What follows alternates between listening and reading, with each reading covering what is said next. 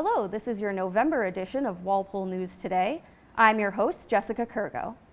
The Board of Health held several of their first pediatric COVID-19 vaccination clinics for children aged 5 to 11 this past November. Public Health Director Melissa Ranieri says they were a huge success. Everything went off without a hitch. We held this one at Blackburn Hall. Trish had reached out to Walpole Pediatrics initially. It was a great partnership. We were able to have a lot of our vaccinators be from Walpole Pediatrics. So I think those individuals 5 to 11 that were apprehensive to get the shot, it kind of helped to have a familiar face, even at registration, at the vaccination. We had a few screamers, a few runners, but our volunteers were definitely well equipped. COVID-19 cases are up in Walpole. The total number of confirmed cases within the town reached 2,614 in November. Unfortunately, due to holiday gatherings and people being indoors for colder weather, that positivity rate is not expected to go down in the coming weeks. I hate to say it, but I don't think it's going to plateau. I think it's going to continue to rise. So I think just reminding individuals just of personal protection, being mindful if you're sick, you stay home, wearing a mask when you're in an indoor environment, in close proximity to others. And again, being vaccinated, because they are obviously showing that when you're vaccinated, even though there are breakthrough cases, it's far less of a chance. And obviously the symptoms and hospitalizations are very minimal. Booster shots will be available on Monday, December 13th from 10 a.m. until 2 p.m. at the Council on Aging. The registration link for that clinic is currently available on the Board of Health's Facebook page. Next, the school committee voted to apply for a mask waiver from the Department of Elementary and Secondary Education, and the assistant superintendent delivered a report on MCAS scores in the age of remote learning. Here's more from that meeting. Before delivering a report on Walpole's 2021 MCAS scores, Assistant Superintendent William Hahn cautioned committee members not to emphasize comparisons between these test scores and those of normal school years. While we will be today reviewing Walpole's MCAS scores for ELA, math, and science, I always think it's really important to point out that our MCAS scores will never fully define our student and never fully define our district either. But it is an important measure that we take seriously and that we learn from and hope to grow. Not only as a district, but also for our individual students. But DESE more than ever encouraged districts to be very cautious and careful in making comparisons to other districts and to years past. And in some cases, in comparisons from subgroup to subgroup. We know that they caution us to make those comparisons for what I talked about, that we're not talking apples to apples in year 2021, spring of 2021. Hahn then shows committee members a comparison between the scores of students who took the MCAS remotely and those of students who took the test in person. According to Hahn, the numbers indicate an authentic learning experience for at-home students. The first thing that I thought was just really interesting to point out was our in-person versus remote MCAS results. There wasn't anyone who was excited about having students home last year and not having students traditionally in school. But I think it's fair to say that we worked really hard to provide our students who chose to stay home with as much of an authentic learning environment as possible. And I actually think our percentages reflect that our students at home did have an authentic learning experience. After reviewing other conclusions drawn from this year's MCAS scores and how the town should respond, Hahn closed with a reinforcement of the Walpole Education Department's mission and assured committee members that there is still much to learn from these non-traditional school years. I don't think I've ever, in my 22 years in education, seen teachers have to work so hard and pivot and move and detour in ways that we've never had to before. Those that are in education know what's going on this year. And while it feels more traditional, there are some ways that this year is harder for our teachers than it was last year. So I'm cautious to package this like, yeah, we got this. Like, we're still learning every day, but our teachers are, even that ability to do push in more right now, which was always a long-term goal for Dr. Goff and I, to do it during this time. The timing's right to do it because we can't be pulling our students out of class to get that direct instruction, but we're still learning and growing exactly how to do that. Walpole High School is now at 80.7%. The students are at 79.5%, and the staff are at 85.8%. So the staff have actually put the students over the top to reach the 80% mark. 27 out of 189 students have their first dose. So what does this mean? With your approval or consent, you would, the next step is you would authorize me to apply for a waiver with DESE. Then if or when DESE gives approval for Walpole High School, then at the following meeting, school committee would then continue to determine if you wish to go mask optional at any given date. Given the increases in cases as well as the upcoming holidays, which may trigger indoor gatherings, it's the Walpole Health Department's recommendation to hold off on masking our students at this time. We still need to apply for a waiver, so that wouldn't happen anyways. The health department understands that Walpole High School may soon be meeting the 80% vaccination requirement. However, as you see from the positivity rate for the community, it's seeing an upward trend. Ultimately, the committee decided in a 3-to-1 vote to authorize Superintendent Goff to petition the state for a mask waiver. I'll call the question. All those in favor? 1, 2, 3. All those opposed? 1. Abstention? 1. The motion carries 3-1-1. Dr. Goff, you're now empowered to seek a waiver. Thank and you. we will re-examine this on the 9th. The Master Plan Committee held the first of 3 community forums seeking input from Walpole residents on the evening of Wednesday, November 17th. A virtual forum and online survey concerning the plan were available on the town's website until December 3rd. Be on the lookout for more public forums and surveys in the coming weeks. The Planning Board recently heard from a number of concerned citizens during the continued hearing for the Lincoln Estates project before ultimately voting to deny the application for several reasons. A lot of people are really upset about what's happening here, and we do really feel like this is a commercial gravel mining operation under the guise of a subdivision. However, regardless of whatever happens, working with the neighbors, to modify this gravel removal operation would really go a long way. We got a lot of see Amazon trucks posted up there for long periods of time. It's a pretty popular turnaround spot. Like the town of Norfolk, we're just concerned about some of the truck activity. I know, you guys probably do what you can, but yeah, it seems like a lot. I just wanted to reiterate many good points that were made, but one in particular, I would like to see the road structure reworked to do more grade than to be flat. I don't object to a development. I don't object to houses. I do object to taking what is a hilly landscape and completely flattening for a road to a 1 or 1.5 or 2% grade, because then what will happen is when you come in for the houses, well, of course the houses now have to be at the same height of the road, and so now everything will be leveled. The plan is not consistent with the rules and regulations to keep in harmony with the surrounding areas, and the grading of the road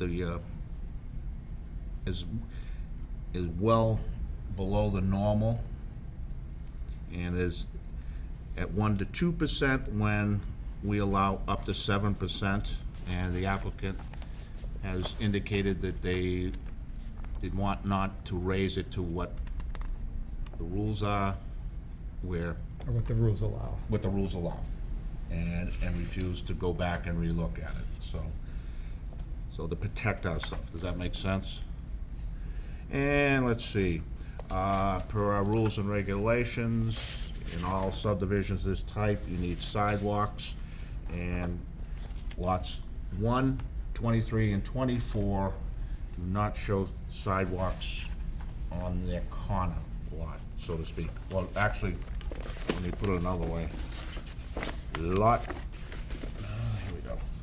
24 does not show, per our rules and regulations, sidewalks within the subdivision are supposed to be on the plan. The applicant did not ask for waiver of these, so therefore the plan is not in conformance with our requirements, and therefore lot 24 shows no sidewalks. Lot 23 does not show a sidewalk coming around the corner, nor does lot 1.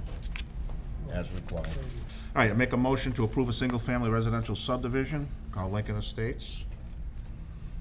All right, do I have a second for that Second. motion? We have a second for the motion. Okay, all those in favor of the subdivision, say aye. All those opposed? Aye. Abstain, so, all right, 0-5. Done. The Personnel Board made its annual recommendation for a cost of living adjustment of 2.75% as part of their responsibility to maintain fair and equitable pay levels for non-union town staff. A number of factors went into their decision, and it wasn't a unanimous vote among board members. Here's more from their discussion. So this year, the town administrator is recommending a 2.75% increase. The most considerable factor behind this, and it was explained in the memo, was maintaining parity with the unions. The numbers are up. I mean, the projections are up. And I think particularly with what's going on in the economy and, just in the labor force, we want to remain as competitive as possible. And I'm fine with 2.75. I just question, they're a lot of the folks are, coming in a little bit higher than that. So I don't know if that's a discussion that we want to have. Yeah, one of my concerns has always been, Patrick, and I think you know this, is one, comparing us to towns that have a higher commercial base and tax base. My concern this year, when you're talking about where we were last year with COVID, where we are now, I'm also always considering right now we just did a major override that's going to cost taxpayers of Walpole a ton of money. So that's always a concern. And I'm just saying this in the sense of, thinking about just the town of Walpole, not comparing it to other towns. There's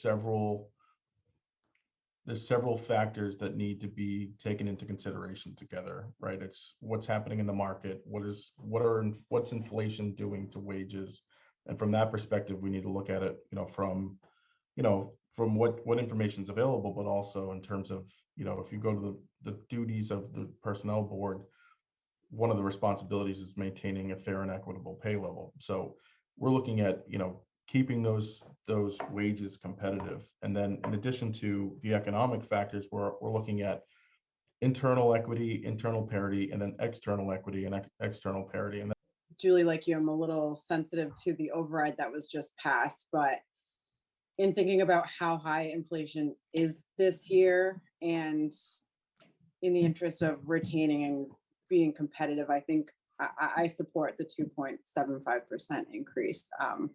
But I do hope we can find some operational savings elsewhere to kind of help offset the cost of taxpayers this year. Can I make a motion to approve the 2.75? sounds good to me. Sorry, Shannon, was that a second? I'll second it. All right, we have to do a roll call vote. Yes, please. All right, so Shannon, Yes. Julie, No. and it's a yes for me. The Capital Budget Committee reports that a number of capital projects approved at Fall Town Meeting are now underway, including a major project that will convert town streetlights into LEDs. We've started getting going on some of the capital projects that were approved at town meeting. So we're just talking about the streetlight project that's underway, and there are contracts that are scheduled to be awarded by the select board next Tuesday, with the intention of getting this project underway and having it installed by June 1st, which is pretty excited about this project. It's been pretty fun so far. Unfortunately, due to vendor manufacturing delays, the town will have to wait longer than expected for 2 new fire engines approved as part of the capital budget. The committee will aim to avoid such delays in the spring by meeting proactively. Working with the vendor for the 2 engines that were approved as part of the capital budget, the duration of the ability for them to manufacture the engines has increased longer than what we were hoping for. So at the time they were saying it'll take about a year. Now they're saying closer to 15 months. So that puts that project out quite a while. So anticipating the same level of delay this time next year. If you look at the capital budget 5-year plan, the fire department is scheduled to put an ambulance on the capital plan for next year. I just wanted to give you a heads up that in light of the delay in the manufacturing, we're going to actually bring the capital budget committee together in the spring and see if we can add that to the Springtown meeting warrant, just to get ahead of that delay that we're seeing in terms of shipping and manufacturing. The popular Goals for Grayson Christmas Tree Pallet fundraiser is back for a second year in a row after raising roughly $25,000 last year. Here's more.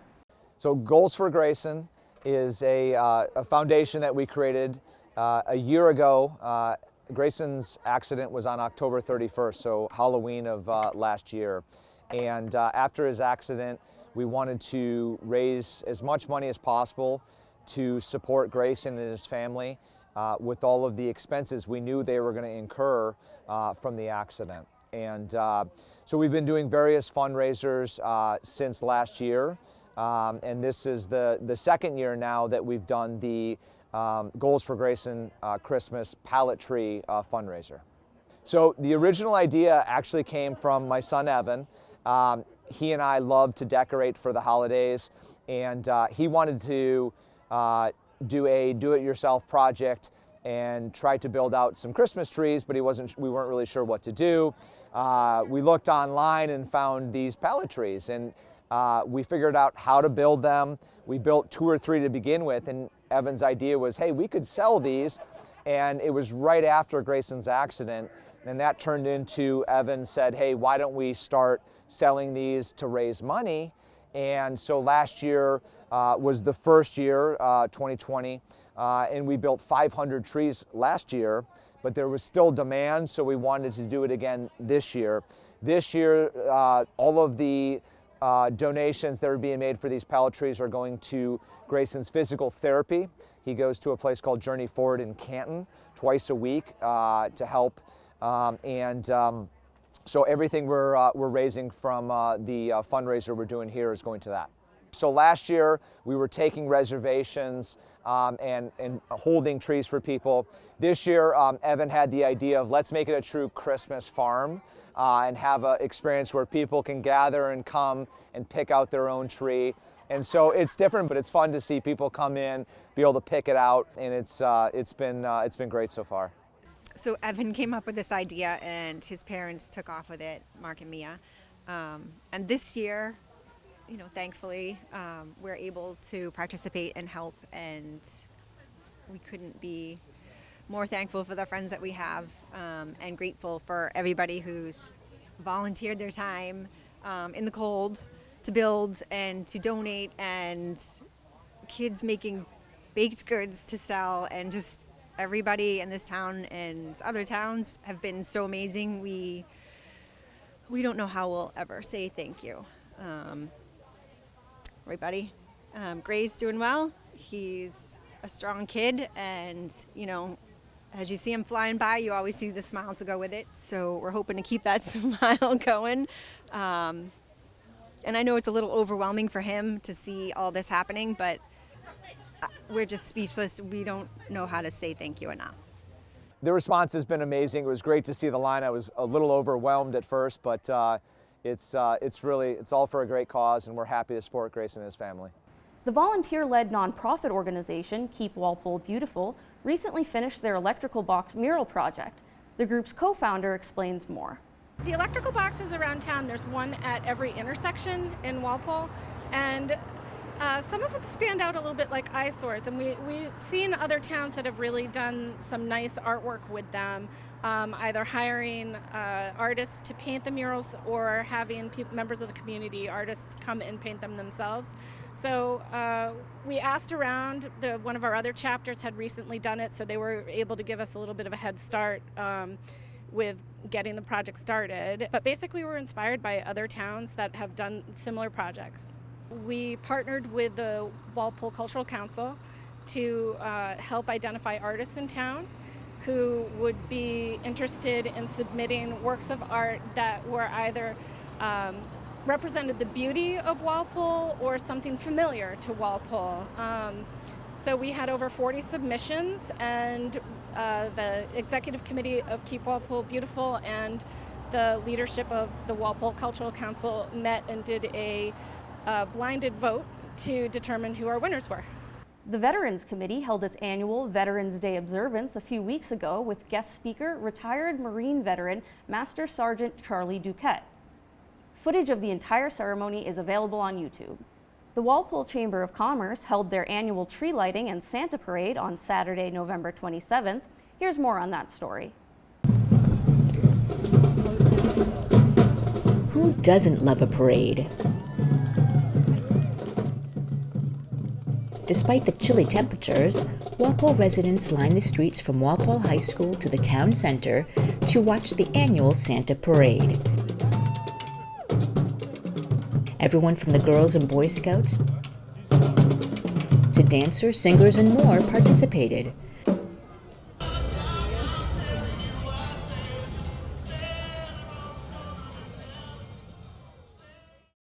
But of course, the highlight was seeing Santa at the end of the route for a meet and greet.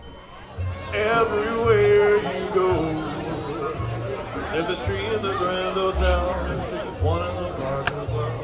The sturdy kind that doesn't mind the snow. It's beautiful like Christmas. Soon the bells will stop. Later, the Chamber of Commerce hosted the tree lighting ceremony, jump-starting the beginning of the holiday season. At this time, I'd like to have everybody turn and face the tree where the flagpole is, and we're going to count down from 10 down. Okay, is everybody ready?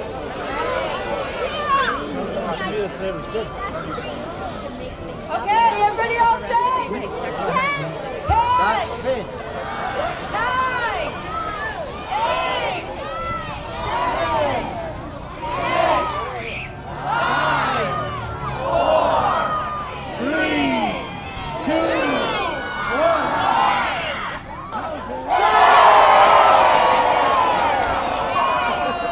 Merry Christmas, everybody, and have a happy holiday. For Walpole News Today, I'm Tamara Green. In October, the Walpole High School Athletic Department announced the hiring of the new head boys basketball coach, Jenna Galster. Here's Walpole Media's exclusive interview with the new coach. Good afternoon, everybody. Ladies and gentlemen, boys and girls, and all the ships at sea. Welcome to today's special broadcast of Walpole High Sports. My name is Rick Brown, your voice of Walpole High Sports. We're going to be talking today to the new Walpole High varsity boys basketball coach, Jenna Galster. You got it. And what is your background in basketball, your personal background? Yeah, sure. I've been playing since I was in 5th grade. Any opportunity to get into a gym, whether it was me, myself, all alone shooting, or playing pickup, or any high school varsity team, AAU team. I got recruited to go play over at Brandeis. Like, I have played forever, and I love playing. I miss playing. I'm not too old, but I'm yeah. So I have to go in a different direction, you know. Okay, I've got a last year's roster here of the basketball team, and I think you've got a little bit of height. I'm certainly excited about that. I was saying during my interview and when I got to meet the captains how, before I applied, I watched a few of the games because I wanted to see if their playing style kind of fit my ideals, my philosophy. So it would be a seamless transition coming in, and it certainly does. The boys seem to like to work hard, run. They're unselfish. There's a lot of traits that are going to be good ones to get to work with. So the height added to it is definitely that's an okay thing for me too. What is your philosophy on coaching? Number one, work hard, day in, day out. But with that being said, I love pushing in transition. I love off-ball movements. I'm a big man-to-man defense, mixing up whether we're going full court, half court, three-quarter court, I don't care, just keeping them on their toes. Anything that is going to be team-oriented and pushing the ball is basically where I'm at. Good. You've coached girls before too? No. Oh, you haven't? Okay, I was going to say, which is easier to coach? I have no idea. No idea. I had the opportunity to coach the boys when I was 3 years into teaching.